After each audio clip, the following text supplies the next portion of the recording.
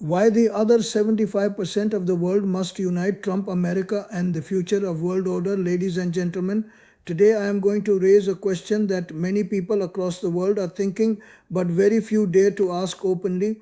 Why is it that the United States, which contributes only about 1/4 of the world's total economic output, which occupies far less than 1/4 of the world's land, which represents less than 5% of the global population, still manages to dominate the global system so completely?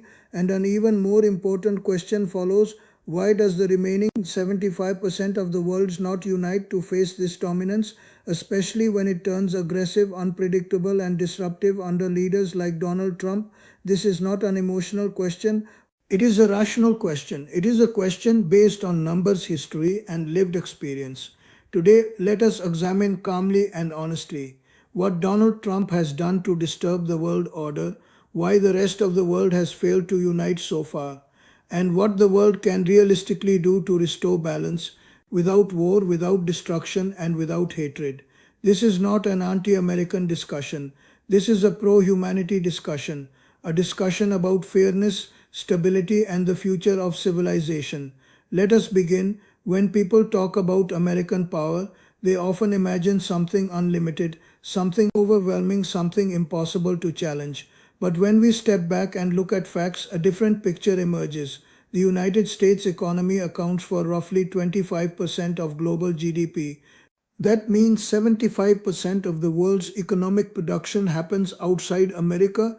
Its landmass is less than 10% of the total land on Earth. Its population is about 330 million in a world of over 8 billion people. Its armed forces are advanced, but its manpower is limited. Its wars over the last 70 years have shown one consistent pattern: America can destroy, but it struggles to stabilize. It can intervene, but it cannot easily rebuild societies. Vietnam, Afghanistan, Iraq, Libya, Syria, the pattern repeats. So if American power is not absolute, why does it still dominate? The answer lies not in strength alone, but in structure, fear, and division. Now let us talk about Donald Trump. Donald Trump did not create American dominance, but he stripped it of diplomacy, restraint, and subtlety. He replaced diplomacy with threats, agreements with unpredictability, allies with transactional thinking. And in doing so, he shook the very foundations of the post-World War II global order. Let us examine what he did. First, tariffs. Donald Trump weaponized trade. He imposed massive tariffs on China, triggering a global trade war. He slapped tariffs on European steel and aluminum, treating longtime allies as economic enemies. He threatened India, Canada, Mexico, and others, using access to the American market as leverage. For decades, the world was told that free trade rules, based order, and multilateral institutions were sacred. Under Trump, these ideas were discarded openly. Trade became coercion, negotiation became intimidation. Second, Greenland. When Donald Trump suggested that the United States could buy Greenland, many laughed. But the world's diplomats did not laugh, because this was not comedy. It was a signal that imperial thinking had returned, that territory sovereignty and people could still be treated as commodities if one is powerful enough. Europe was shaken because this thinking belongs to the 19th century, not the 21st. Third, Gaza and the Middle East. Under Trump, American policy in the Middle East became openly one-sided. Unconditional support to Israel, regardless of civilian casualties, blocking international calls for restraint, ignoring United Nations resolutions. This destroyed America's claim of being an honest broker. It alienated large parts of the global south, and it deepened anger, resentment, and instability. Fourth, Iran. Donald Trump tore up the Iran nuclear agreement, an agreement verified by international inspectors, an agreement signed not only by America but by Europe, Russia, and China. With one signature, the United States walked away, reimposed sanctions, and escalated tensions to the point of assassinating a senior Iranian military leader. The message to the world was clear: international agreements with the United States depend on who wins the next election. Trust collapsed. Fifth, Iraq, Libya, and Syria. Iraq was invaded, destabilized, and abandoned. Libya was bombed into chaos. Syria became a battlefield of proxies. In each case, American intervention broke states but did not rebuild nations. Millions were displaced. Extremism spread, regions burned, yet accountability was absent. Sixth, Venezuela was subjected to crushing sanctions, not as a last resort but as a primary tool. Ordinary citizens suffered, healthcare collapsed, food shortages worsened, sanctions were sold as a path to democracy. But in reality, they hardened positions and deepened misery. Seventh, Russia and Ukraine. While Russia bears responsibility for invading Ukraine, the broader context cannot be ignored.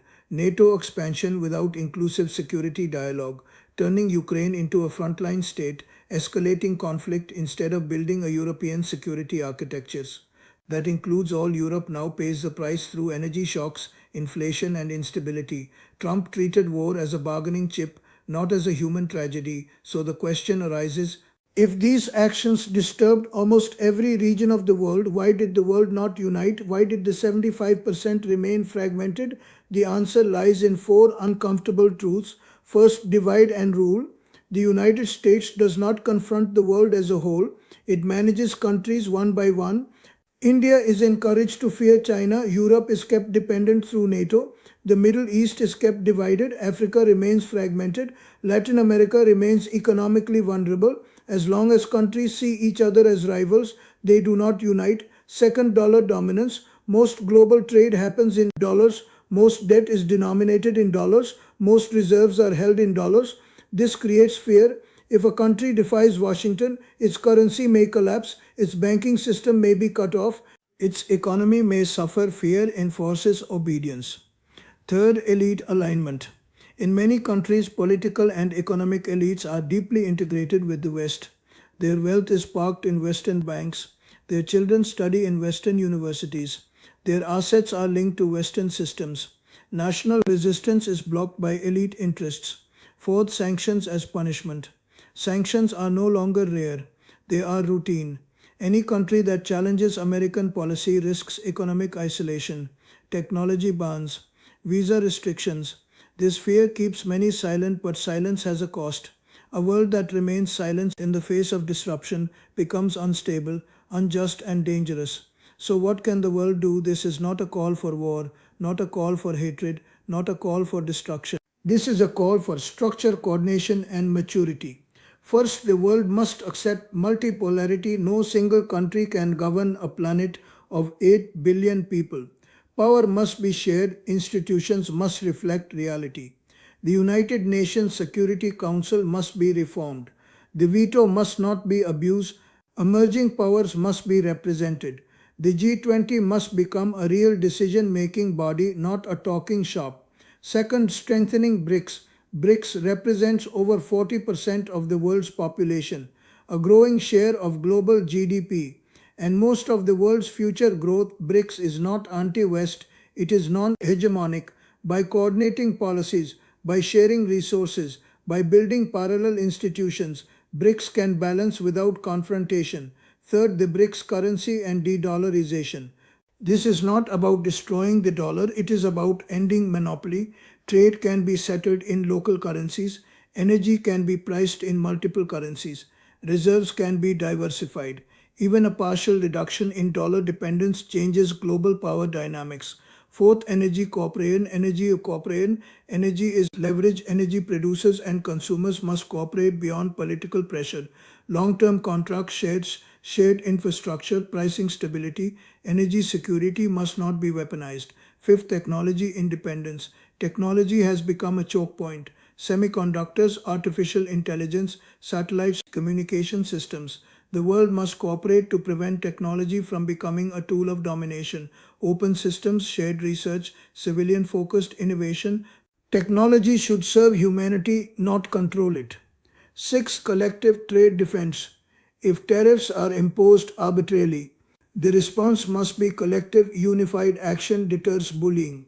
Fragmentation invites it, rules must apply to everyone. Seventh, moral consistency. Human rights must apply to all. International law must bind the powerful. Sovereignty must be respected universally. Selective morality destroys credibility. The world must speak with one voice. Now the question remains, how does this teach Donald Trump or any future leader a lesson? Not through revaluation, not through revenge, but through limits. When Europe stops acting as a junior partner, when Asia coordinates instead of competing, when Africa speaks collectively, when Latin America builds resilience, then no leader can dictate unilaterally. Negotiation replaces intimidation, respect replaces fear. And finally, we must remember history teaches us a clear lesson. Empires do not fall because they are weak, they fall because they become arrogant, isolated, and morally hollow. The law of nature applies to nations as it does to individuals. Arrogance invites resistance, injustice breeds correction. Good eventually prevails, not because it is loud, but because it is enduring. The world does not need to defeat America, it only needs to stand together. When the 75% stands together, even calmly, even patiently, the 25% must listen. And that is how balance returns, not through war, but through wisdom, not through chaos, but through cooperation. Thank you.